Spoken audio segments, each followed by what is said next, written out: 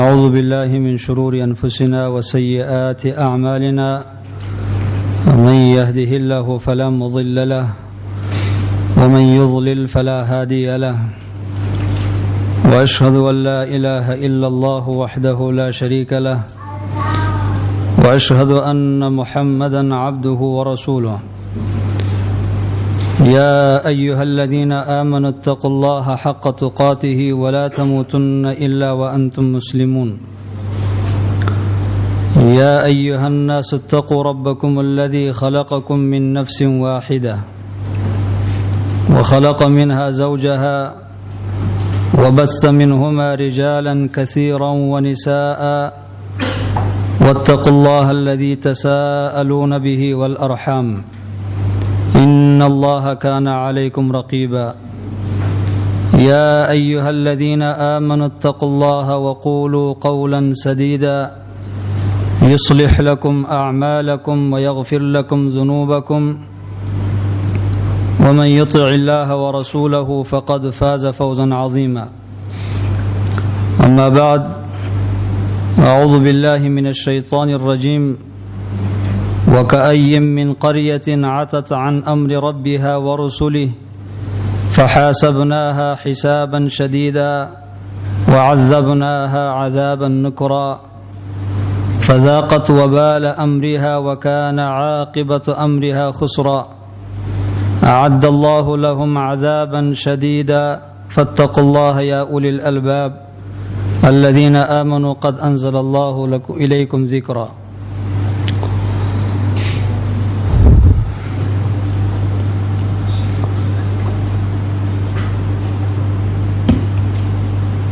اس دور میں آج کل جو امت مسلمہ کی صورتحال ہے کہ ہر طرف آزمائش اور مصائب اور محن ہے، ابتلاءات ہے، اجتماعی طور پر بھی اور انفرادی طور پر بھی. اجتماعی طور پر بھی دیکھیں تو دنیا میں کوئی ایسی مسلمان قوم نہیں ہے مگر وہ آزمائشات کے ایک سلسلے سے گزر رہی ہے. انفرادی طور پر بھی جس مسلمان کو بھی آپ ملیں تو وہ کچھ پریشانیوں کا شکار ہے.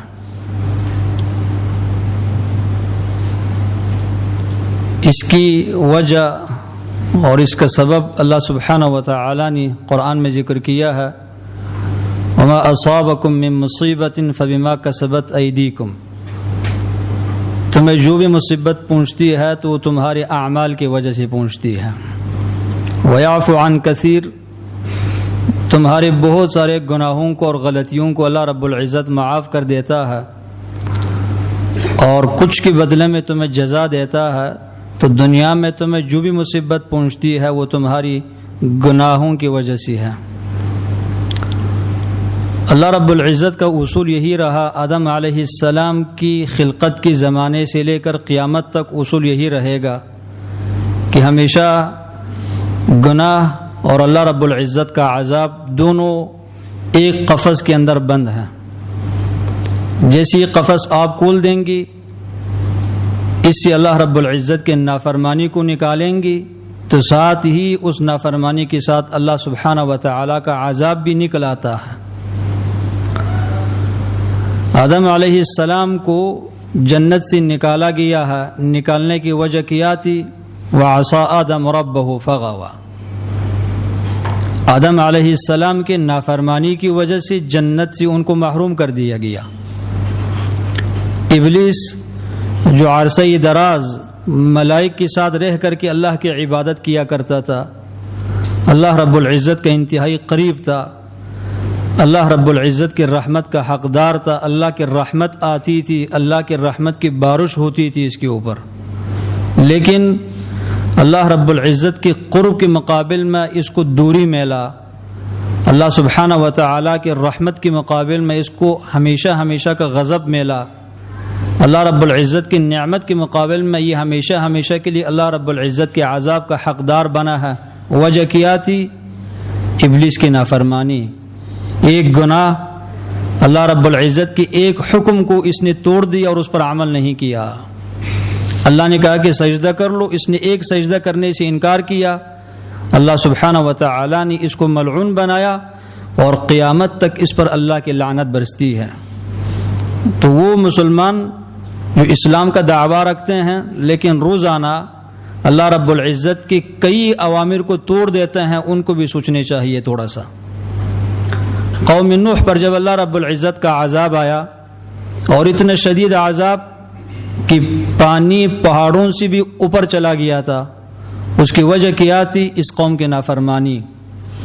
قوم لوط جس کو جبریل نے اٹھایا یہاں تک اوپر لے کر گیا ہے کہ ان کی کتوں کی آواز آسمان میں ملائک کو سنائی دیتی تھی، اور پھر وہاں سے اس کو الٹا کر دیا اور پھر ان پر پتھر کی بارش اللہ نے برسائی۔ اس کی وجہ کیا تھی؟ نافرمانی، گناہ۔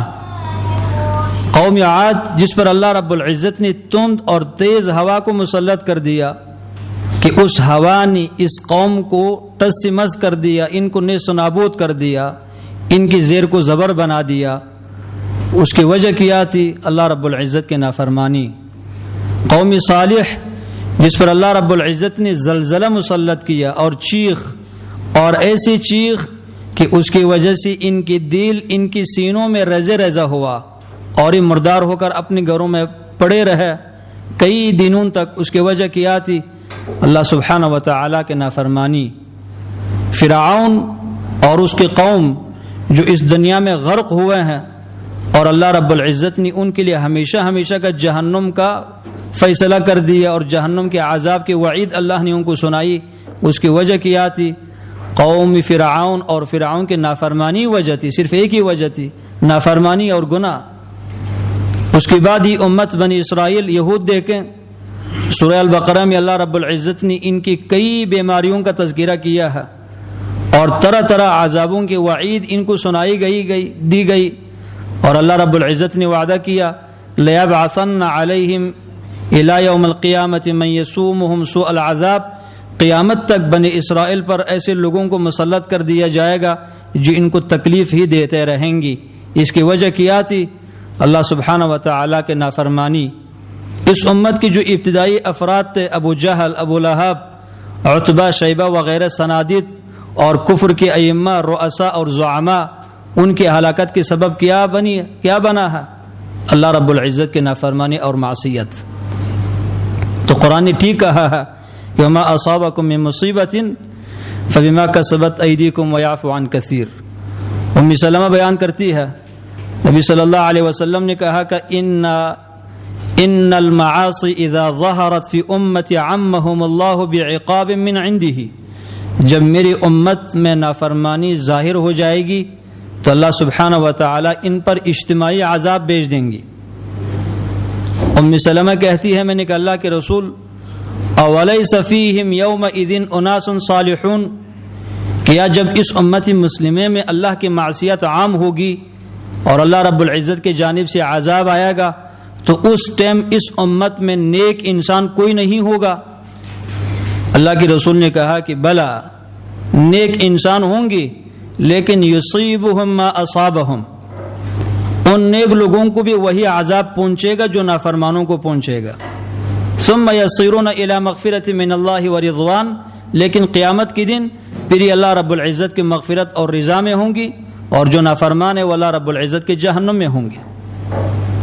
تو غرض یہ ہے کہ یہ عذاب اور اللہ رب العزت کے نافرمانی دونوں ملے ہوئے ہیں۔ تو جس نے اللہ رب العزت کے نافرمانی کی رسی کھول دیا تو اس کو اللہ رب العزت کے عذاب سے امن میں نہیں رہنے چاہیے۔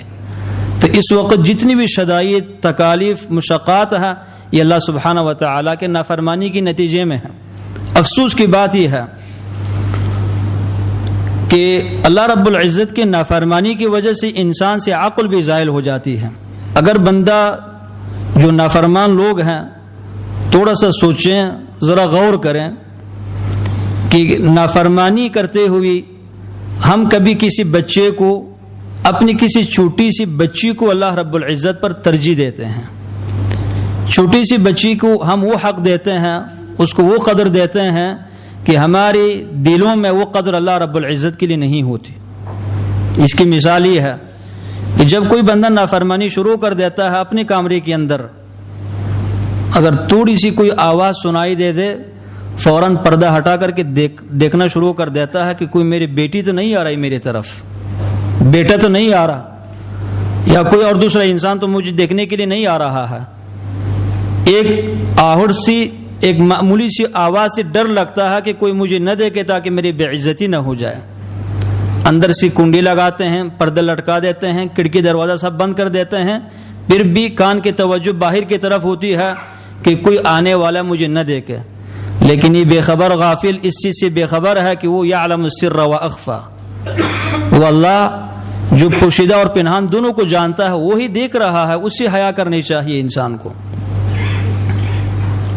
ہم اللہ رب العزت کا دیا ہوا کھاتے ہیں اور اس کی ملک میں رہتے ہیں اور پھر اللہ رب العزت کی نافرمانی کرتے ہیں، یہ کام ہم کبھی بھی کسی بادشاہ کے مقابلے میں نہیں کر سکتے۔ کسی عام انسان کے گھر میں، ہم کسی کے گھر میں چلے جائیں، ہر شخص اپنے گھر میں مالک ہوتا ہے، اس کی بادشاہت ہوتی ہے۔ کسی کے گھر میں جب ہم مہمان جاتے ہیں تو اس کے گھر میں ہم اس کی نافرمانی نہیں کرتے، اس کے گھر میں ہم جب جاتے ہیں تو اس کی حرمات کی پائمال نہیں کرتے، اس کی بیٹی کی طرف ہم تجاوز نہیں کرتے، اس کی بیوی کی طرف ہم بری نگاہ سے نہیں دیکھ سکتے، اگرچہ باہر نافرمان ہوتے ہیں، لیکن جب اس کے گھر کے اندر جاتے ہیں تو ہمیں حیا آتی ہے، شرم آتی ہے کہ کسی گھر کے اندر جا کر اس کی بیٹی کو بری نگاہ سے دیکھنا یا اس کی بیوی کو بری نگاہ سے دیکھنا، اس چیز سے انسان کو حیا آتی ہے۔ تو یہ کل جو دنیا ہے یہ اللہ رب العزت کا گھر ہے، یہ اللہ رب العزت کی بادشاہت ہے، یہ خواتین سب اللہ رب العزت کی لونڈیاں ہیں، اور جتنی بھی مخلوق ہے یہ سب اللہ رب العزت کی مخلوق ہے۔ ان کے ساتھ زیادتی کرنا، تجاوز کرنا اللہ رب العزت کی زمین میں رہ کر کی یہ بے شرمی کی انتہا ہے۔ ایک شخص ابراہیم ابن ادہم کے پاس آ کر کہتا ہے کہ انی مسرف علی نفسی فقل لی قولا زاجرا ومستنقذا، میں انتہائی جرائم پیشہ انسان ہوں، مجھ سے گناہ بہت زیادہ ہوتا ہے، آپ مجھے کوئی ایسی وصیت کریں تاکہ میں یہ اللہ رب العزت کی نافرمانی چھوڑ سکوں۔ ابراہیم ابن ادہم نے کہا کہ اگر آپ 5 باتوں کو قبول کریں، 5 باتوں کو قبول کریں اور ان پر آپ قدرت حاصل کریں تو پھر معصیت آپ کو نقصان نہیں پہنچائے گی۔ اگر 5 باتوں پر آپ قادر ہوں گی، قدرت پائیں گی، تو آپ کو معصیت نقصان نہیں پہنچائے گی۔ پہلی بات یہ ہے کہ اذا اردت ان تعصیہ فلا تأکل رزقہ، جب تم اللہ رب العزت کے نافرمانی کرنا چاہتے ہو تو پھر اللہ رب العزت کا رزق روزی استعمال نہ کیا کرو۔ جب اللہ کے نافرمانی کرنا چاہتے ہو پھر اللہ رب العزت کا دیا ہوا رزق روزی استعمال نہ کیا کرو۔ اس شخص کو بڑی حیرت ہوئی، وہ کہنے لگا یہ کیسا ممکن ہے، میں کون سی پھر چیز کھا لوں، ہر چیز تو اللہ کی رزق روزی ہے، ہر چیز تو اللہ نے دی ہوئی ہے، جب میں معصیت کرتے ہوئے اللہ کی رزق روزی نہ کھاؤں تو پھر میں کیا چیز کھا لوں۔ تو ابراہیم ابن ادہم کہنے لگے تو ٹھیک ہے پھر آپ سوچیں افیحسن بک ان تأکل رزقہ وتعصیہ، آپ ذرا اس بات میں غور کریں کہ آپ کو یہ زیب دیتا ہے، یہ بات آپ کو اچھی لگتی ہے کہ اب اللہ رب العزت کی رزق روزی کھائیں اور پھر اسی رزق روزی کو اللہ کے نافرمانی میں خرچ کریں، یہ کوئی اچھی بات ہے؟ اس نافرمان نے کہا کہ اللہ یہ تو اچھی بات نہیں ہے، حقیقتاً یہ اچھی بات نہیں ہے کہ انسان اللہ رب العزت کا دیا ہوا رزق روزی کھائے اور پھر اللہ کی نافرمانی کرے۔ دوسری بات یہ ہے اذا اردت ان تعصیہ فلا تسکن فی بلادہ، اگر آپ اللہ رب العزت کی نافرمانی کرنا چاہتے ہیں تو پھر اللہ کے ملک میں نہ رہیں، اللہ رب العزت کے ملک میں پھر آپ نہ رہیں۔ اس شخص نے کہا کہ یہ بات تو پہلی بات سے زیادہ مشکل ہے، کون سی ایسی جگہ ہے جو اللہ رب العزت کے ملک میں داخل نہ ہو، کون سی ایسی جگہ ہے جو اللہ رب العزت کے ملک میں داخل نہ ہو، جہاں مرضی میں چلے جاؤں وہ تو اللہ رب العزت کا ملک ہے۔ تو ابراہیم ابن ادہم نے کہا کہ افیحسن بک ان تأکل رزقہ وتسکن بلادہ وتعصیہ، کیا کوئی اچھی بات ہے کہ اب اللہ رب العزت کا دیا ہوا رزق روزی کھاتے ہیں، اس کے ملک میں رہتے ہیں، پھر اس کی نافرمانی کرتے ہیں؟ یہ کوئی اچھی بات ہے؟ پھر کہنے لگا کہ یہ اچھی بات تو نہیں ہے۔ تیسری بات بتلائیں۔ ابراہیم ابن ادہم نے کہا تیسری بات یہ ہے کہ جب آپ اللہ رب العزت کی نافرمانی کرنا چاہتے ہیں تو پھر آپ ایسی جگہ میں چلے جائیں جہاں پہ اللہ آپ کو نہ دیکھ سکے۔ آپ کوئی ایسی جگہ ڈھونڈیں، تلاش کریں نافرمانی کرنے کے لیے جہاں پہ اللہ رب العزت آپ کو دیکھ نہ سکے۔ اس نے کہا تو یہ پہلی دو باتوں سے زیادہ مشکل بات ہے۔ ہوا یطلع علی السرائر، اللہ تو سینے کے راز کو بھی جانتا ہے۔ کون سی ایسی جگہ ہے کہ جہاں پہ بندہ چلے جائے اور اللہ سبحانہ و تعالیٰ کے علم سے وہ مخفی رہا؟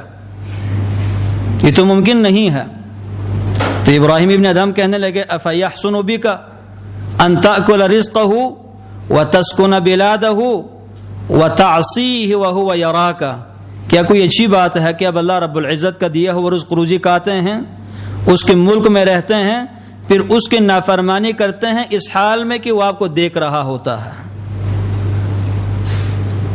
اس نے کہا یہ تو اچھی بات نہیں ہے۔ بالکل ٹھیک ہے آپ کی بات کی، یہ اچھی بات نہیں ہے۔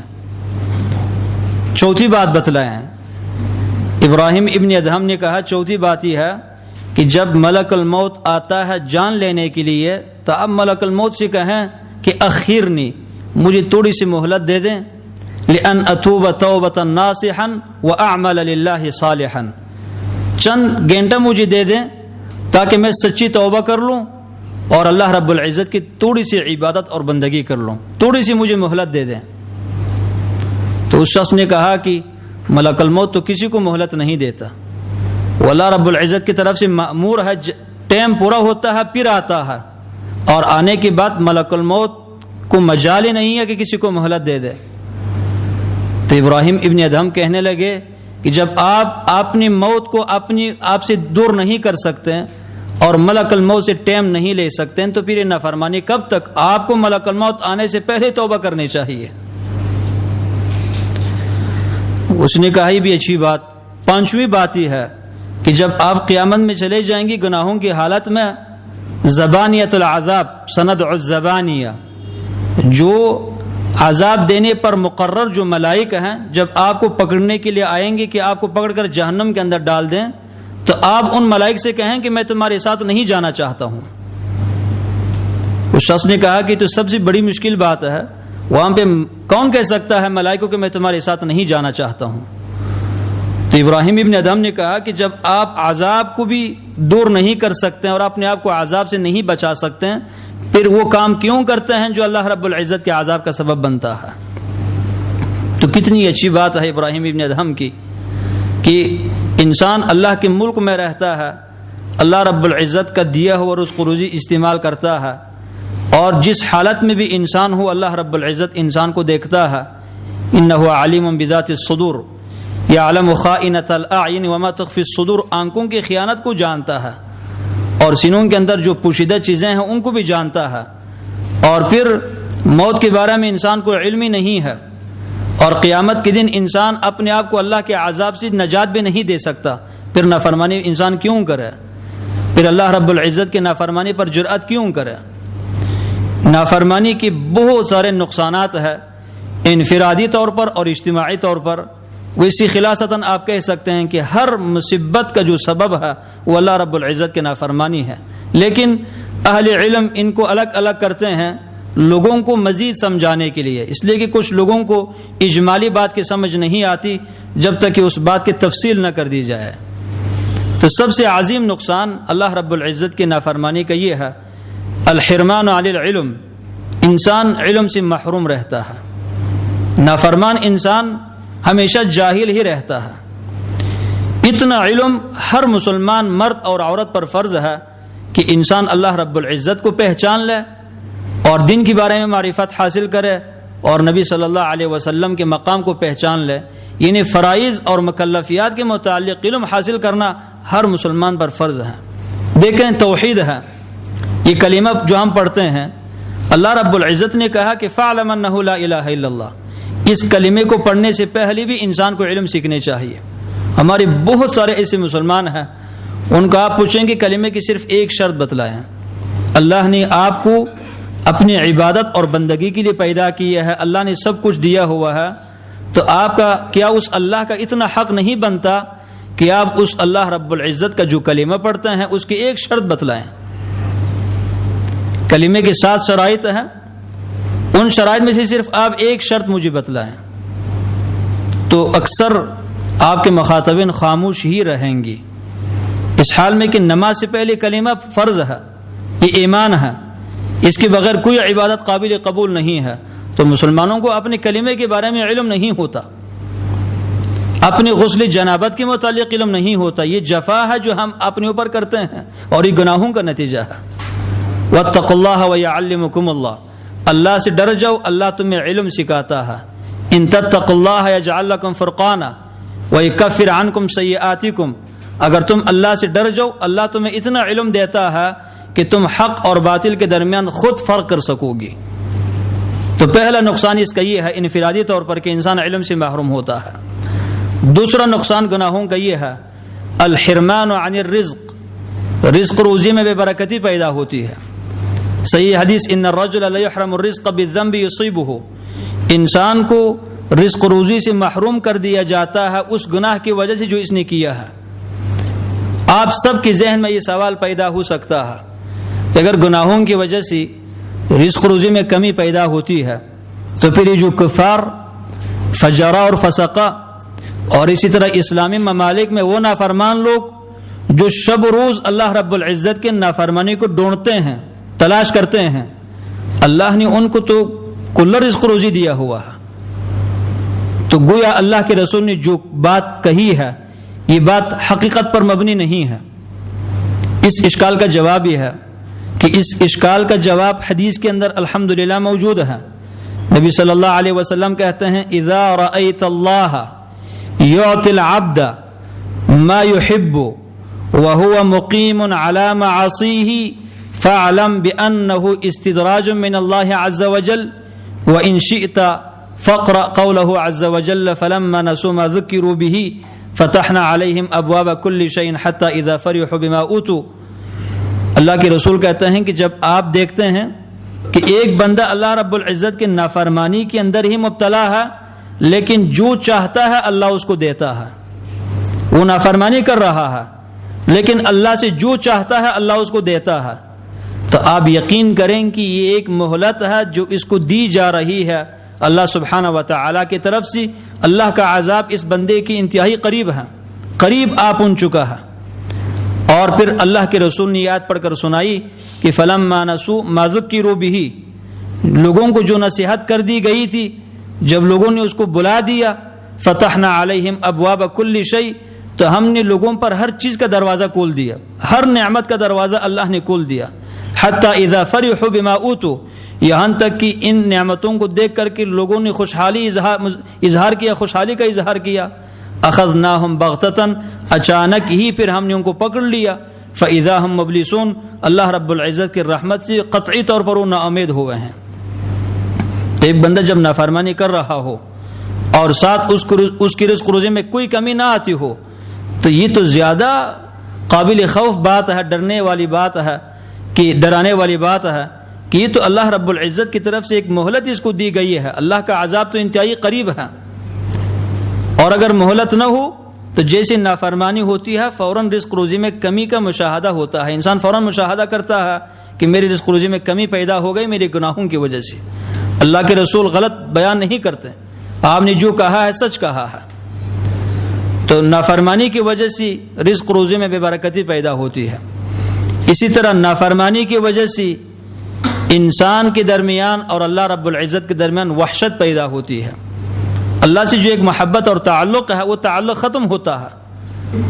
اس لیے اب اپنی زندگیوں میں تجربہ کر لیں، ہر شخص نے اس بات کا تجربہ کیا ہوگا کہ جب آپ کا ایمان قوی ہوتا ہے تو آپ جب اللہ کی عبادت شروع کرتے ہیں تو انسان کو لذت ہوتی ہے۔ جب نماز شروع کرتے ہیں تو عجیب لطف ہوتا ہے نماز میں، قرآن کی تلاوت کریں اس میں الگ لطف، الگ لذت ہے، اللہ کے خوف سے آنسو بہائیں تو اس میں ایک الگ لذت ہوتی ہے۔ لیکن جب گناہ زیادہ ہو تو نہ قرآن پڑھنے کو دل چاہتا ہے، نہ نماز پڑھنے کو دل چاہتا ہے۔ نماز جب شروع ہوتی ہے تو دل چاہتا ہے کہ بس جلدی ہی نماز ختم ہو جائے۔ جیسے نماز ختم ہوتی ہے تو یوں لگتا ہے کہ جیسے میرے اوپر کچھ بوجھ تھا اس کو میں نے ہٹا دیا ہے۔ یہ تو بالکل محرومیت کی دلیل ہے کہ انسان کے درمیان اور اللہ سبحانہ و تعالیٰ کے درمیان وحشت پیدا ہوتی ہے۔ حدیث میں ہے کہ اللہ رب العزت جب کسی محبت کرتے ہیں تو اس کی محبت کا اعلان آسمان میں ہوتا ہے، جبریل اسے محبت کرنے لگتا ہے، پھر کل ملائکہ اسے محبت کرتے ہیں، ثم یوضع له القبول فی الارض، پھر اس کے لیے زمین میں ایک قبولیت رکھی جاتی ہے کہ مسلمان سب اسے محبت کرتے ہیں۔ لیکن جب اللہ سبحانہ و تعالیٰ کی سے بغض رکھتے ہیں تو اس کے بغض کا اعلان آسمان میں ہوتا ہے، پھر اس شخص کی نفرت زمین میں رکھی جاتی ہے کہ ہر مسلمان اس سے نفرت کرتا ہے۔ ایک وحشت ہے کہ گناہوں کی وجہ سے انسان کے درمیان، اللہ کے درمیان، انسان کے درمیان اور لوگوں کے درمیان وحشت پیدا ہوتی ہے۔ اور اسی طرح گناہوں کے نقصانات میں سے ایک نقصان یہ ہے کہ انسان کے چہرے پر ظلمت چھا جاتی ہے، تاریکی چھا جاتی ہے۔ عبداللہ ابن عباس کہتے ہیں ان للحسنۃ ضیاء فی الوجہ ونورا فی القلب وقوۃ فی البدن وسعۃ فی الرزق ومحبۃ فی قلوب الخلق۔ نیکی کی وجہ سے انسان کے چہرے میں روشنی پیدا ہوتی ہے، انسان کا دل منور ہوتا ہے، جسم میں قوت پیدا ہوتی ہے، رزق روزے میں وسعت پیدا ہوتی ہے اور لوگوں کی دلوں میں محبت پیدا ہوتی ہے۔ وَإِنَّ لِلسَّيِّئَةِ سَوَادًا فِي الْوَجْهِ، اور نافرمانی کی وجہ سے انسان کے چہرے پر تاریکی چھا جاتی ہے۔ وَظُلْمَةً فِي الْقَلْبِ، انسان کے دل میں ظلمت پیدا ہوتی ہے۔ وَنُقْصَانًا فِي الرِّزْقِ، انسان کے رزق روزی میں کمی پیدا ہوتی ہے۔ وَضَعْفًا فِي الْبَدَنِ، انسان کا جسم کمزور پڑتا ہے۔ اور وَبُغْضًا فی قلوب الخلق، لوگوں کے دلوں میں بغض پیدا ہوتا ہے، بغیر کسی وجہ کی لوگ آپ سے بغض کرنا شروع کر دیتے ہیں، کوئی وجہ نہیں ہے، یعنی آپ نے ذاتی طور پر کسی کو نقصان نہیں پہنچایا لیکن اچانک ہی وہ آپ سے نفرت کرنا شروع کر دیتا ہے۔ یہ اس کی وجہ گناہ ہے، گناہوں کی وجہ سے نقصان انسان کو پہنچتا ہے۔ اسی طرح گناہوں کے نقصانات میں سے ایک نقصان ہے عمر میں برکت نہیں رہتی۔ وہ کام جو آپ کو 20 منٹ میں کرنے چاہیے وہ آپ 20 گھنٹوں میں نہیں کر سکتے۔ اکثر آپ دیکھیں جو چھٹی کے ایام ہے، جن دنوں میں آپ کام میں نہیں جاتے، صبح سے لے کر شام تک، آپ سونے سے پہلے اپنے آپ کو محاسبہ کر لیں کہ صبح سے لے کر ابھی تک میں نے نہ 2 رکعت نفل کی نماز پڑھی ہے، نہ میں نے قرآن کریم کی ایک رکوع کی تلاوت کی ہے، نہ میں نے 100 بار سبحان اللہ ذکر کیا ہے، نہ الحمدللہ پڑھا ہے، نہ میں نے علم کی کوئی بات سیکھی ہے، نہ میں نے کسی کو بھلائی کا حکم دیا ہے، نہ کسی کو برائی سے روکا ہے، نہ میں نے اپنے کسی گناہ سے توبہ کیا ہے، کچھ بھی نہیں کیا، اور سارا دن میں فارغ رہا ہوں اور فضول بیٹھا رہا ہوں۔ اس لیے کہ اللہ نہیں چاہتا، عمر میں برکت نہیں رہتی، کچھ نہیں کر سکتے ہیں، فضول بیٹھے رہیں گی، اللہ کی عبادت ہو نہیں سکتی۔ تو یہ گناہوں کی وجہ ہے کہ انسان کی عمر سے برکت ختم ہوتی ہے، برکت نہیں رہتی۔ اسی طرح اس دور میں آپ دیکھیں جس سے مرضی پوچھیں کہتے ہیں میری مصروفیت بڑی ہے، میں بڑا ہی مصروف ہوں، ٹائم نہیں ہے۔ اس حال میں کہ پہلے لوگ بھی مصروف تھے، دنیا جب سے اللہ نے نظام قائم کیا ہوا ہے ہر دور میں لوگ دنیا کماتے تھے، دین کماتے تھے، کرتے تھے، لوگوں کی مصروفیت رہتی تھی، لیکن گناہوں کی وجہ سے وہ برکت عمر سے ختم ہوتی ہے، وہ کام جو آپ کو گھنٹے میں کرنے چاہیے دین میں نہیں کر سکتے۔ اور اسی طرح گناہوں کا ایک نقصان ہی ہے کہ اللہ رب العزت پھر عبادت کرنے کی توفیق نہیں دیتا۔ ایک شخص حسن بصری کے پاس آ کر اس نے کہا کہ میں تہجد کی نماز نہیں پڑھ سکتا، کوشش کرنے کے باوجود مجھ سے تہجد کی نماز نہیں پڑھی جاتی۔ حسن بصری کہنے لگے قیدت کا ذنوب کا، تمہاری گناہوں نے تمہیں قید میں ڈال دیا ہے، گناہوں کی وجہ سے تم نماز نہیں پڑھ سکتے ہو، تم گناہ چھوڑ دو، اللہ رب العزت تمہیں توفیق دے دیں گے نماز پڑھنے کی۔ گناہ انسان کو اللہ سبحانہ و تعالیٰ کی اطاعت سے محروم کر دیتا ہے۔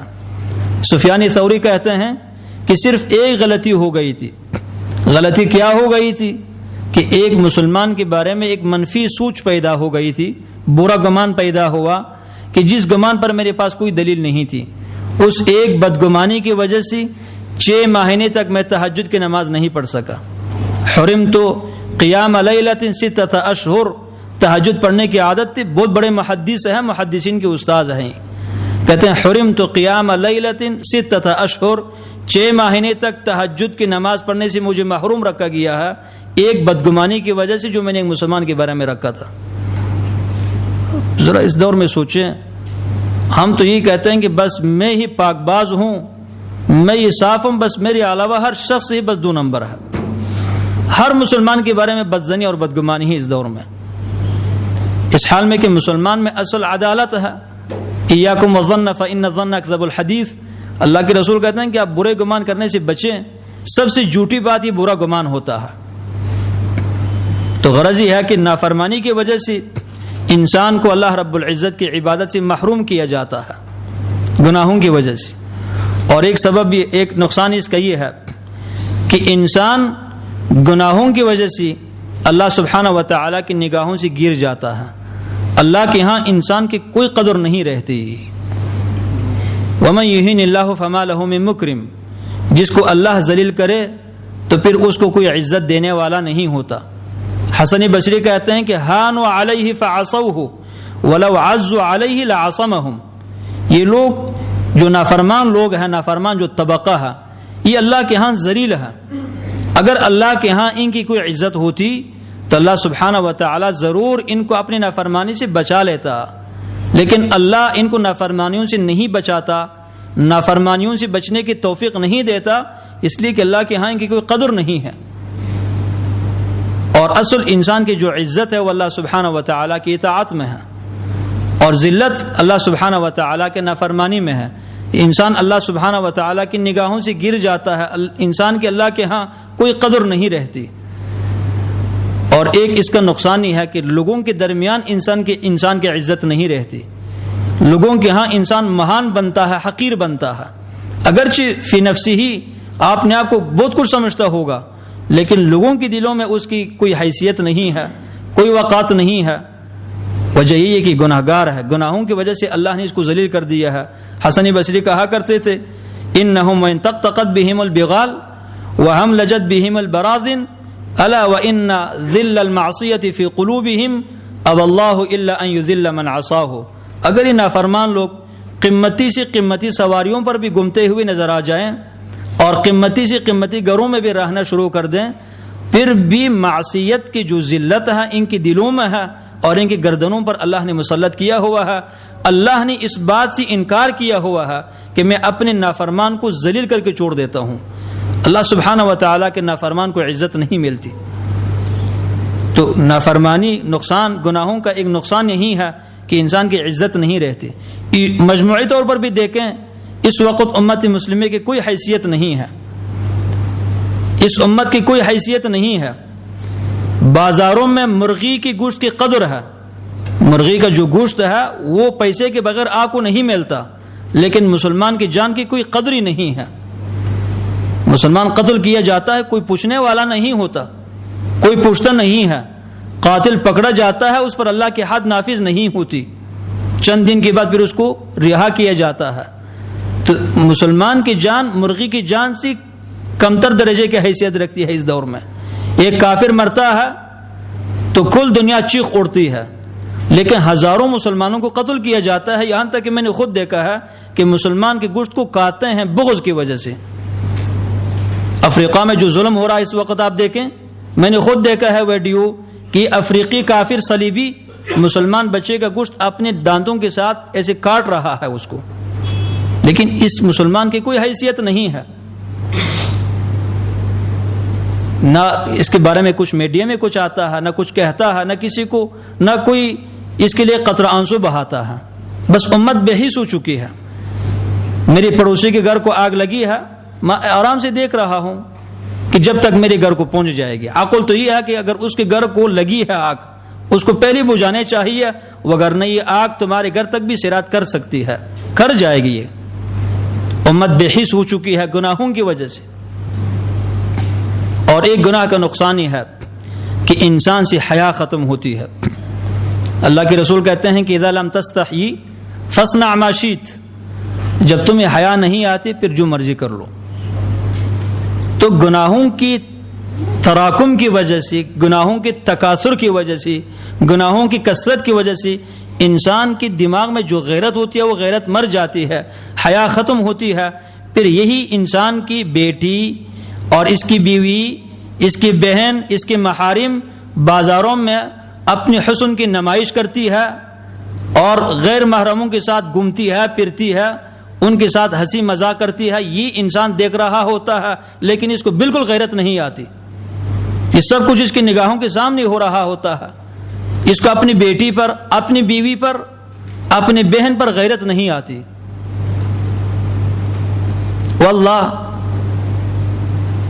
یہ بات مجھ تک پہنچی ہے اور سقہ انسان نے کہا ہے کہ شوہر فون پکڑاتا ہے کہ تم فلان کو فون کر لو آ کر تمہارے ساتھ بدفعلی کرے، اپنی بیوی کو کہتا ہے. اس حد تک انسان بے غیرت ہوتا ہے، بے حیا ہوتا ہے گناہوں کی وجہ سے، وگرنہ ہر انسان میں غیرت ہوتی ہے. بہائی میں بھی غیرت ہے. تو انسان سے حیا ختم ہوتی ہے. حیا ختم ہونے کی ایک علامت یہ دیکھیں، اس دور میں مسلمان کو کہا جاتا ہے، مسلمان کے مقابل میں وہ کام کرتا ہے کہ جو بیڑیا کے مقابل میں وہ کام نہیں کرتا. نعیب زماننا والعیب فینا وليس لزماننا عیب سوانا نهج الزمان بغیر ذنب ولو نطق الزمان لنا هجانا ليس الذئب يأكل لحم ذئب يأكل بعضنا بعضا عیانا. ہم تو زمانے کو برا کہتے ہیں نا کہ برا زمانہ ہے، اس حال میں کہ سب الدہر ہے، زمانے کو گالی ہے. یہ در حقیقت اللہ رب العزت کو گالی ہے. زمانے کا کیا جرم ہے؟ یہ بات آپ عام سنتے ہیں، کم از کم اس درس سے آپ اتنی سی بات اگر سمجھ لیں تو بھی بڑی بات ہے کہ غلط بات ہے. زمانے کو برا کہنا یہ اللہ رب العزت کو گالی دینے کے مترادف ہے. ہم زمانے کی طرف عیوب کی نسبت کرتے ہیں اس حال میں کہ ہماری علاوہ زمانے میں کوئی عیب نہیں ہوتا، عیب تو ہمارے اندر ہے. نہج الزمان، ہم زمانے کی مذمت کرتے ہیں لیکن اللہ رب العزت اس زمانے کو اگر بولنے کی طاقت دے دے تو یہ زمانہ ہمیں مذمت کرنا شروع کر دے گا کہ عیب تو تمہارے اندر ہے. کوئی بیڑیا کسی بیڑیا کا گوشت نہیں کھاتا اور ہم مسلمان ایک دوسرے کے گوشت کو برملا کہتے ہیں. کون سا ایسا محفل ہے جہاں میں مسلمان کی غیبت نہ ہوتی ہو؟ بلکہ مسلمان کی غیبت تو محافل کی روح بن چکی ہے. وہ محفل جس میں کسی کی غیبت نہ، اس محفل میں مٹاس نہیں ہے، اس میں لذت نہیں ہے، لطف نہیں آتا وہاں پہ بیٹھنے کا. تو غرض یہ ہے کہ یہ گناہوں کی وجہ سے یہ جو غیرت ہے انسان میں یہ مر جاتی ہے، حیا ختم ہو جاتی ہے انسان سے. یہ تو اس طرح بے شمار اس کی نقصانات ہیں. اسی طرح گناہوں کی انفرادی نقصانات میں سے ایک نقصان ہی ہے کہ گناہ انسان کو گناہ کی طرف کھینچتا ہے. گناہ کی وجہ سے انسان میں توبے کا جو ارادہ ہے وہ کمزور ہوتا ہے، نیکی کا ارادہ کمزور پڑتا ہے، اور گناہوں کا جو ارادہ ہے دن بدن قوی ہوتا ہے، اور ایک گناہ کرنے کے بعد پھر دوسری گناہ پر انسان کو جرأت ملتی ہے. وجزاء السیئۃ سیئۃ مثلھا. اس آیت کی تفسیر میں کچھ سلفی بیان کرتے تھے انما جزاء السیئۃ السیئۃ بعدھا. برائی کا نقصان یہ ہے کہ ایک برائی کرنے کے بعد پھر انسان دوسری برائی کا ارتکاب کرتا ہے. جیسے کہ نیکی میں خوبی یہ ہے کہ انما جزاء الثواب الثواب بعدھا.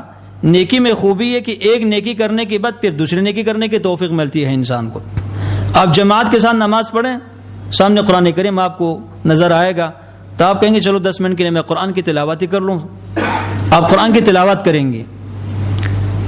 تو لیکن گناہ کا نقصان یہ ہے کہ ایک گناہ کرنے کے بعد یہ پھر انسان کو دوسری گناہ کی طرف دعوت دیتا ہے. یہاں تک کہ جب شروع انسان کرتا ہے گناہوں میں تو توبے کا ارادہ ہوتا ہے کہ چلو اب میں توبہ کر لوں گا، کل کر لوں گا، پرسوں کر لوں گا، سوف کہتا رہے گا کہ میں توبہ کر لوں گا.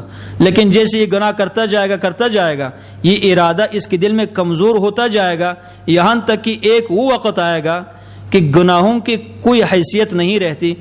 ہر گناہ کر کے کہتا ہے یہ کون سے بڑا گناہ ہے جو میں نے کیا ہے.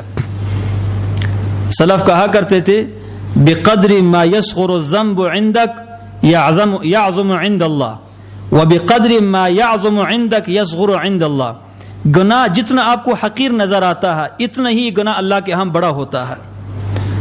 اور گناہ جتنا آپ کو بڑا نظر آتا ہو اللہ کے ہاں اتنا ہی وہ گناہ چھوٹا ہوتا ہے، کیونکہ لا تنظر الی صغر الخطیہ، آپ گناہ کی چھوٹائی کی طرف نہ دیکھیں کہ چھوٹا سا گناہ ہے، ولکن انظر الی عظمت من عصیت، اس ذات کے عظمت کی طرف دیکھیں جس کی نافرمانی ہو رہی ہے، گناہ چھوٹا ہو یا بڑا ہو، اس سے منع کس نے کیا ہے، روکا کس نے ہے، اس ذات کے عظمت کی طرف دیکھیں۔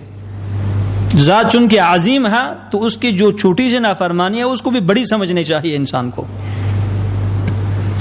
اور اسی طرح نیکی کے مقابل میں نیکی جو آپ کو چھوٹی سی نیکی نظر آتی ہے اللہ رب العزت کے ہاں وہ بہت بڑی نیکی ہوتی ہے۔ اور گناہوں کی نقصانات میں سے ایک بہت بڑا نقصان یہ ہے کہ کچھ گناہوں کی وجہ سے انسان کی کل نیکیاں برباد ہوتی ہے۔ صحیح حدیث مسند احمد اور ابن ماجہ کی روایت ثوبان رضی اللہ تعالیٰ عنہ روایت کرتے ہیں، نبی علیہ السلام نے کہا لَيَأْتِيَنَّ أَقْوَامٌ مِّنْ أُمَّتِ يَوْمَ الْقِيَامَةِ يَأْتُونَ بِحَسَنَاتٍ كَأَمْثَالِ الجِّبَالِ تِهَامَةَ بَيْضَاء، میری امت کے کچھ لوگ قیامت کے دن آئیں گے، تہامہ ایک کچھ پہاڑوں کے سلسلے کا نام ہے، تہامہ پہاڑوں کے برابر ان کی نیکیاں ہوں گی، اور بیضاء بالکل خالص ہوں گے، پہاڑوں کے برابر ان کی نیکیاں ہوں گی اور خالص ہوں گی، جس میں کوئی ریا کا شائبہ نہیں ہوگا، لیکن فَيَجْعَلُهُ اللَّهُ هَبَاءً مَنْثُورًا، اللہ رب العزت ان کو گرد و غبار بنائیں گے۔ یہ ڈرانے والی حدیث ہے۔ جب اللہ کے رسول نے اتنی سی بات کی صحابہ اکرام پریشان ہوئے، صحابہ اکرام انتہائی نرم دل لوگ تھے، فوراً ان کو اپنی نیکیوں کے بارے میں فکر لگتی تھی۔ تو ثوبان کہتے ہیں ہم نے کہا اللہ کے رسول صفہم لنا وجلیہم لنا، اللہ کے رسول ان کی آپ صفت بیان کریں، ان لوگوں کی حالت کی وضاحت کریں تاکہ ہم ان میں سے نہ بن جائیں۔ اللہ کے رسول نے کہا کہ ہم من جلدتنا، یہ جو لوگ ہوں گی ہماری اس امت میں سے ہوں گی، ہماری بھائی ہوں گی، وَيَأْخُذُونَ مِنَ اللَّيْلِ كَمَا تَأْخُذُونَ، جس طرح کہ تم تہجد کی نماز پڑھتے ہو وہ بھی تہجد گزار ہوں گے، اتنے نیک ہوں گے کہ تہجد گزار بھی ہوں گے، لیکن ان کی نیکیوں کو اللہ سبحانہ و تعالی ذرہ بنائیں گے، گرد و غبار بنائیں گی، کوئی وزن نہیں ہوگا۔ وجہ کیا ہے؟ اللہ کے رسول نے کہا کہ اذا خلوا بمحارم اللہ انتہکوها، جب یہ تنہائی میں جاتے تھے اور ان کے سامنے اللہ کے نافرمانی ہوتی تو اس کو کر گزر جاتے تھے، لوگوں کے سامنے بڑے نیک ہو کر پھرتے تھے، لیکن تنہائیوں میں جہاں پہ اللہ کے علاوہ کوئی دوسرا دیکھنے والا نہیں ہوتا تھا وہاں پہ اللہ کے نافرمانی کرنے سے دریغ نہیں کرتے تھے، جو بھی نافرمانی آتی کر گزر جاتے تھے، اس کی وجہ سے چونکہ ان کی دلوں میں اللہ کی کوئی قدر نہیں تھی۔ یا من جعلت اللہ اہون الناظرین الیہ، اس نے دیکھنے والوں میں سب سے زیادہ حقیر اللہ کو تصور کیا ہے کہ کوئی بچہ بھی اگر دیکھے تو انسان کو نافرمانی کرنے سے شرم آتی ہے۔ کوئی چھوٹی سی بیٹی جس کی 3 سال عمر ہو وہ بھی اگر اپنے والد کو دیکھ رہی ہو تو والد کبھی بھی اپنی بیٹی کے سامنے نافرمانی کرنے کی جرات نہیں کرتا، لیکن وہ اللہ جو کہ 7 زمین اور 7 آسمان کو اپنے ایک ہاتھ میں پکڑتا ہے اور پھر اس کو حرکت دیتا ہے، پھر کہتا ہے کہ کس کی بادشاہت ہوگی آج، وہ اللہ دیکھ رہا ہے، اس سے بالکل شرم نہیں آتی انسان کو۔ یا من جعلت اللہ اہون الناظرین الیہ، اس لیے سلف کہا کرتے تھے ما احقر العباد علی اللہ اذا عصوا امرہ، یہ انسان جب اللہ کے نافرمانی شروع کرتے ہیں تو یہ کتنے حقیر ہوتے ہیں اللہ سبحانہ و تعالیٰ کی نگاہوں میں۔ تو اس کی وجہ سے، اس طرح کی برائیوں کی وجہ سے انسان کی نیکی برباد ہوتی ہے کہ تنہائیوں میں جا کر کے اللہ رب العزت کی نافرمانی کرنے سے گریز نہ کرنا۔ اور اجتماعی طور پر اگر ان کو دیکھیں تو صرف ایک حدیث سناتا ہوں، بات ختم کر دیتا ہوں۔ نبی صلی اللہ علیہ وسلم نے کہا کہ یکون فی آخر الزمان خسف وقذف ومسخ، اس امت کی آخری زمانے میں خسف ہوگا، کچھ لوگوں کو زمین میں دنسایا جائے گا، وقذف، کچھ لوگوں پر پتھر کی بارش برسائی جائے گی، ومسخ، کچھ لوگوں کی شکلوں کو بدل کیا جائے گا، بد شکل ہوں گے۔ صحابہ نے کہا وَمَتَى ذَلِكَ یا رسول اللہ، اللہ کے رسول یہ عذاب کب آئے گا، اس کی کیا علامت ہوگی ہے؟ تو اللہ کے رسول نے کہا کہ اذا ظہرت المعازف والقینات واستحلت الخمر، جب موسیقی کی آلات عام ہوں گی اور گانے والی عورتیں زیادہ ہوں گی اور شراب کو حلال تصور کیا جائے گا، شراب پینا لوگ یوں شروع کر دیں گے جیسے کہ شراب حلال ہے، جب یہ تین باتیں ظاہر ہوں گی تو وہ ٹائم ہے کہ یہ تین قسم کے عذاب اس امت پر مسلط کر دیا جائے گا۔ اور دوسری حدیث میں یہ ہے کہ لَيَشْرِبَنَّ نَاسٌ مِّنْ أُمَّتِي الْخَمْرَ وَيُسَمُّونَهَا بِغَيْرِ اسْمِهَا، میری امت کے کچھ لوگ شراب پینا شروع کر دیں گی، البتہ شراب کا نام کچھ اور رکھیں گے، شراب پئیں گی اور شراب کا نام کچھ اور رکھیں گے، اور يُعْزَفَ عَلَى رُؤُوسِهِمْ بِالْمَعَازِفِ، موسیقی کے آلات ان کی سروں پر بجائے جائیں گے، یہ شراب نوشی کے حالت میں ہوتے ہیں اور ان کی سروں پر موسیقی کے آلات بجائے جائیں گی، اور اسی طرح والمغنیات، اور گانے والی عورتیں گائیں گی۔ تو جب یہ کام ہوگا یخسف اللہ بہم الارض، اللہ رب العزت ایسے لوگوں کو زمین میں دنسائیں گی، ویجعل منہم القردۃ والخنازیر، کچھ کو اللہ بندر بنائیں گے اور کچھ لوگوں کو خنزیر بنائیں گے، والعیاذ باللہ من ذالک۔ یہ اجتماعی عذاب گناہوں کے نتیجے میں۔ اور دوسری حدیث جو صحیح الجامع الصغیر کی روایت ہے، عبداللہ ابن عمر کہتے ہیں کہ ہم 10 ساتھی نبی صلی اللہ علیہ وسلم کے پاس بیٹھے ہوئے تھے مہاجرین میں سے، تو اللہ کے رسول نے کہا کہ یا معشر المہاجرین، 5 خصال اذا ابتلیتم بہن واعوذ باللہ ان تدرکوہن، 5 ایسی باتیں ہیں جب یہ ظاہر ہوں گی میں اللہ کی پناہ مانگتا ہوں کہ وہ زمانہ تمہیں نہ پایا، یعنی وہ زمانہ آنے سے پہلے اللہ تمہیں موت دے دے۔ پہلی بات، لم تظہر الفاحشۃ فی قوم حتی یعلنوا بها الا فشا فیہم الطاعون والاوجاع التي لم تکن مضت فی اسلافہم الذین مضوا، جب فاحشہ گری، بے حیائی جب عام ہوگی، فحاشی اور بے حیائی جب کسی قوم میں عام ہوتی ہے تو اللہ رب العزت سزا یہ دیتے ہیں کہ اللہ ان میں ایسی بیماریاں پیدا کر دیتے ہیں کہ وہ بیماریاں پہلے زمانے میں نہیں ہوں گی، گزشتہ لوگوں کو ان بیماریوں کے بارے میں علم بھی نہیں ہوگا، لیکن جس قوم میں بے حیائی عام ہوگی اس قسم کے امراض پیدا ہوں گی، ایسی بیماریاں جو گزشتہ اقوام میں نہیں تھی۔ فی زمانے کی جو صورتحال ہے وہ تو گواہ ہے، اس بات پر شاہد ہے کہ کتنے ایسے امراض ہیں، ابھی بھی ڈاکٹر حضرات کہتے ہیں امراض مجہولہ، یہ ایک مجہول بیماری ہے، اس کے بارے میں ابھی تک کوئی تحقیق سامنے نہیں آئی کہ یہ کس نوعیت کی بیماری ہے۔ اور یہ ایڈز وغیرہ جو بیماریاں ہیں، بالاتفاق مجھے ایک بات پر حیرت ہوتی ہے کہ سب کفار بھی مانتے ہیں، یہ اسلامی ممالک کے جو حکام ہیں یہ تو درکنار، جو یہود و نصارہ ہے وہ بھی مانتے ہیں کہ ایڈز بیماری کا جو اصل سبب ہے وہ فحاشی ہے، وہ زنا ہے اور عمل قوم لوط ہے، اور اس فحاشی کو ختم کرنے کا صرف ایک طریقہ ہے، اسلامی حدود کی نفاذ، اللہ رب العزت کے حد کی تنفیذ۔ لیکن یہ ظالم اس حد کو کیوں نافذ نہیں کرتے، بلکہ اس کے بجائے جو فحاشی کے اڈے ہیں ان کو اجازت دیتے ہیں، ان کی اجازت ملتی ہے اور ان کی چوکیداری کرتے ہیں، اور زنا کو مشروعیت بخشنے کے لیے مختلف قسم کے قوانین مختلف ممالک میں پاس ہوتا ہے۔ واللہ اس دور میں آپ غور کریں، میں نے سوچا ہے سب سے زیادہ پرابلم اور سب سے زیادہ مشکل معاشرے میں اس شخص پر ہے جو مسلمان ہے۔ جتنا آپ دیندار ہوں گی معاشرے میں آپ کے اوپر اتنی سختی ہوگی، راستے میں آپ جائیں چیکنگ اس بندے کی ہوتی ہے جو زیادہ مسلمان ہوگا، اپنے گھر میں رہیں ہمیشہ پرابلم اس شخص پر ہے جو صحیح مسلمان ہوگا، جو شرابی ہے، جو زانی ہے، جو ڈاکو ہے، جو قاتل ہے، اس کے لیے کوئی پرابلم نہیں ہے۔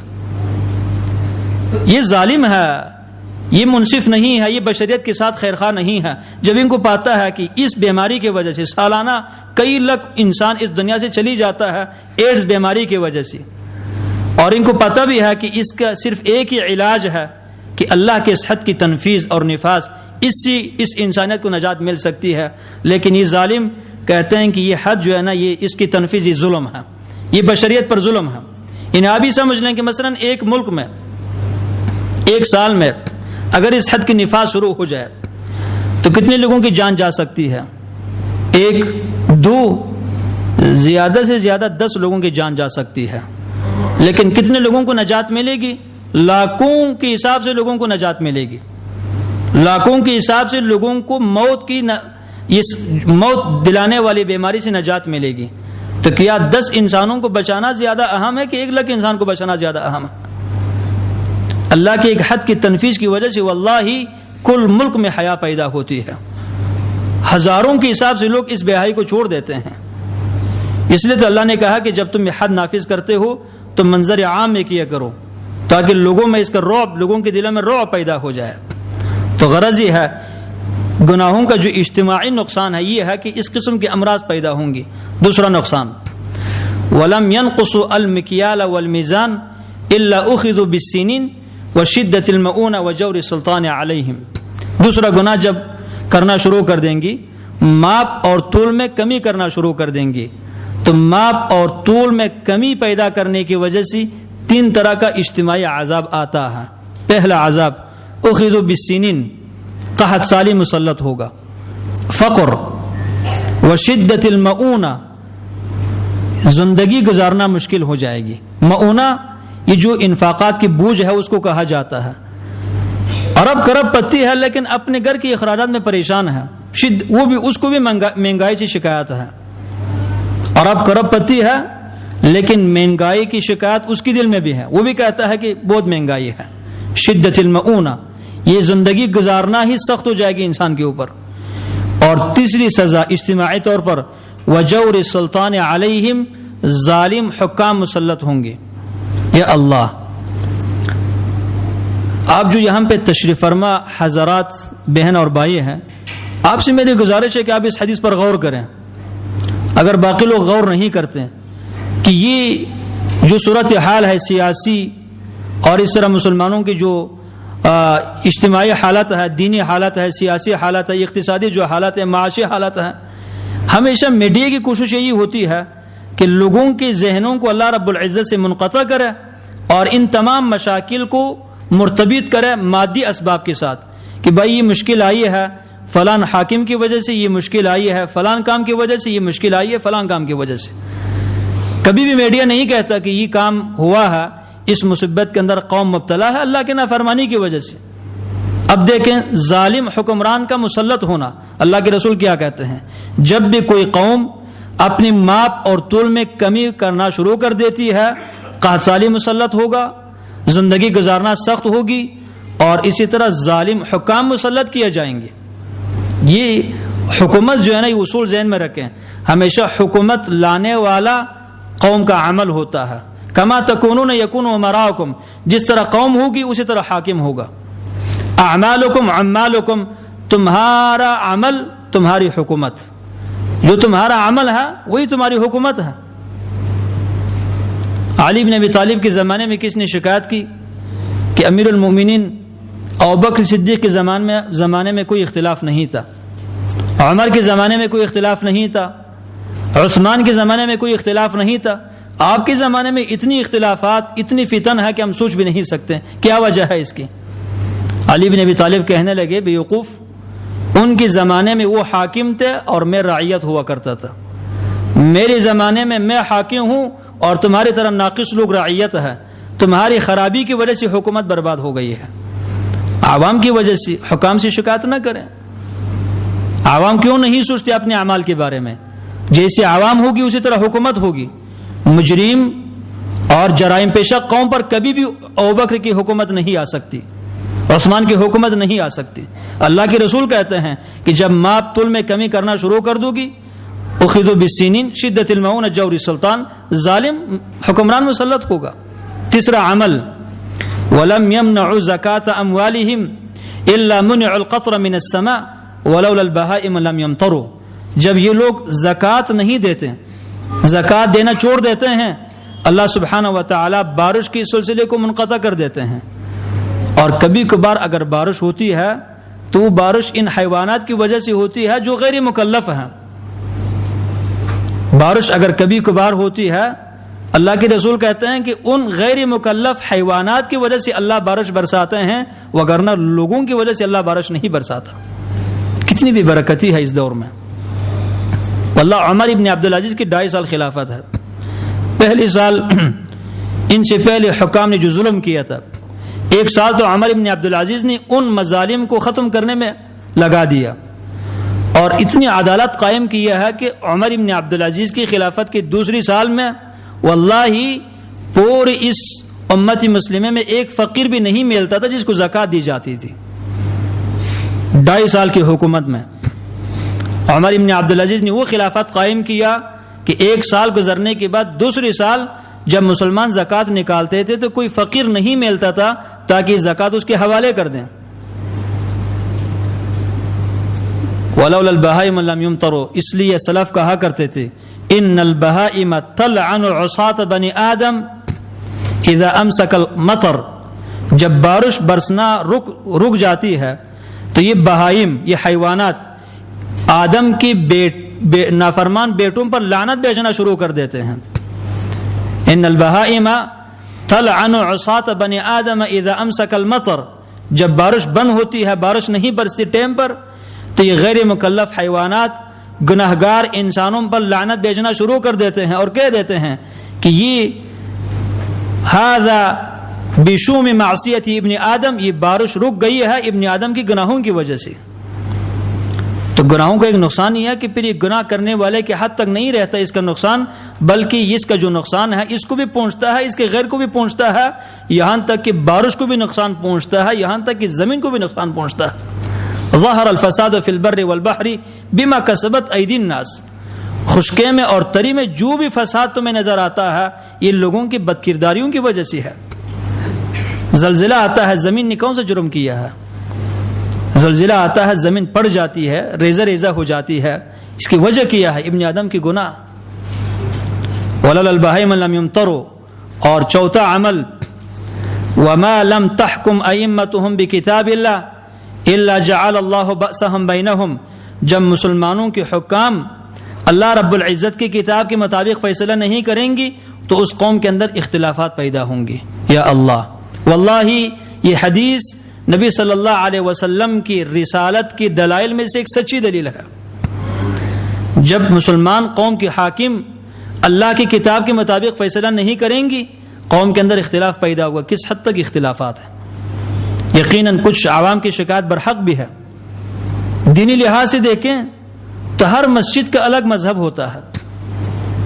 یہ حنفی مسجد، دیوبندی مسجد، بریلوی مسجد، شافعی مسجد، حنبلی مسجد، مالکی مسجد، رافضی مسجد، اللہ کا گھر اور اس پر ہزاروں لیبل لگا ہوا ہے. محمدی مسجد کہاں پہ ہے؟ اللہ کی مسجد کہاں پہ ہے؟ سیاسی طور پر دیکھیں کتنی اختلافات ہے کہ وہ تو آپ کو میری بنسبت زیادہ علم ہے. لوگوں کی گھروں میں دیکھیں گھریلو جو حالات ہیں ہر گھر میں ہی اختلاف ہے. بیٹی کا ماں سے اختلاف ہے، باپ کا بیٹے سے اختلاف ہے، بھائی کا بھائی سے اختلاف ہے. وجہ کیا ہے؟ وَمَا لَمْ تَحْكُمْ أَئِمَّتُهُمْ بِكِتَابِ اللَّهِ إِلَّا جَعَلَ اللَّهُ بَأْسَهُمْ بَيْنَهُمْ، جب ان کے حاکم اللہ کی کتاب کے مطابق فیصلہ نہیں کریں گے یہی سزا ملے گی. اور پنجواں عمل وَلَمْ يَنْقُضُوا عَهْدَ اللَّهِ وَعَهْدَ رَسُولِهِ إِلَّا سَلَّطَ اللَّهُ عَلَيْهِمْ عَدُوًّا مِّنْ غَيْرِهِمْ فَأَخَذُوا بَعْضَ مَا فِي أَيْدِيهِمْ، جب کوئی قوم اللہ اور اس کے رسول کی عہد کو توڑ دیتے ہیں، اللہ اور اس کے رسول سے جو عہد کیا تھا جب کوئی قوم اس کو توڑ دیتی ہے تو سزا کیا ملتی ہے اجتماعی طور پر؟ سلط اللہ علیہم عدوا من غیرہم، اللہ ان کے اوپر اس دشمن کو مسلط کر دیتا ہے جو ان میں سے نہیں ہے. اللہ اس دشمن کو مسلط کر دیتا ہے جو ان میں سے نہیں ہے. دشمن کیا کرتا ہے؟ فَأَخَذُوا بَعْضَ مَا فِي أَيْدِيهِمْ، ان کے ہاتھ میں جو اختیارات ہیں ان اختیارات کو پھر دشمن سنبھال لیتا ہے. اور کیا اشکال رہا ہے؟ اگر موجودہ صورتحال کو صرف آپ اس حدیث کی روشنی میں دیکھیں، اگر کسی کو پھر بھی اس حدیث کی سمجھ نہیں آتی تو یقیناً اس کا گناہ رکاوٹ بن چکا ہے. اس دور میں شکایت کرتے ہیں کہ امریکہ مسلط ہے، اسرائیل مسلط ہے، فرانس مسلط ہے. تسلط کی کیا وجہ ہے؟ یہی تو وعدہ اللہ نے بنی اسرائیل سے کیا تھا کہ جب تم میری شریعت پر نہیں چلو گی میں تمہارے اوپر ظالم لوگوں کو مسلط کر دوں گا. اللہ نے بخت النصر مسلط کر دیا، اور اس نے اتنی بنی اسرائیل کو خصوصاً نصرانیوں کو مسیحیوں کو اتنی اس نے تکلیف دی تھی کہ آپ سوچ بھی نہیں سکتے. یہاں تک کہ ان کی مراکز الایمان کو اس نے پائمال کر دیا. فجاسوا خلال الدیار، ان کے گھروں میں گھس چکے تھے وہ لوگ. اس دور میں بھی مسلمان ممالک میں جو کفار ان کے گھروں میں گھستے ہیں، ان کی مساجد کو مسمار کرتے ہیں، مدارس کو مسمار کر دیتے ہیں، اس کی وجہ ان کی گناہ ہے.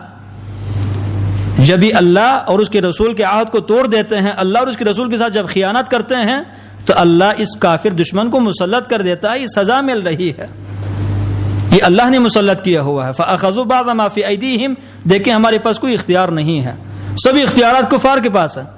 اسلامی ممالک کی اختیارات بھی کفار کے پاس ہے. وجہ کیا ہے؟ اللہ کے رسول نے وجہ بتلائی ہے کہ اس قوم نے اللہ اور اس کے رسول کے ساتھ خیانت کی ہے. اس کا نقصان دیکھیں اجتماعی طور پر کہ انسان مسلمان جو خود مختار ہے، ان کی خود مختاری چلی جاتا ہے، ختم ہوتا ہے، دشمن ان کے اوپر مسلط ہوتا ہے.